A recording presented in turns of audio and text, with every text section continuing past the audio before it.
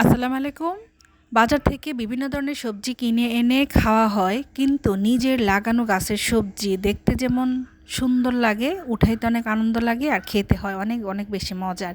তো আমি একটা মিষ্টি কুমড়া গাছ লাগিয়েছিলাম আর সেই গাছ থেকে একটা মিষ্টি কুমড়া উঠাইলাম।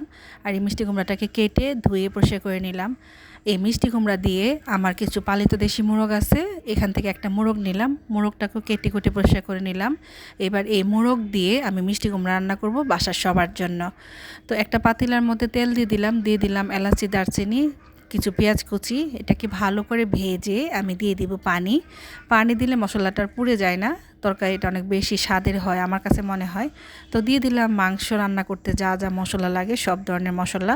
মশলাটাকে ভালো করে কষিয়ে আমি দিয়ে দিব আমার এই কেটে রাখা দেশি মোরগটা। মোরগটাকে দিয়ে ভালো করে কষিয়ে দিয়ে দেব কেটে রাখা মিষ্টি কুমড়াটা। মিষ্টি কুমড়াটা অনেক অনেক বেশি মিষ্টি হয়েছিল আর তরকারিটা খেতে অনেক বেশি সুস্বাদু হয়েছিল।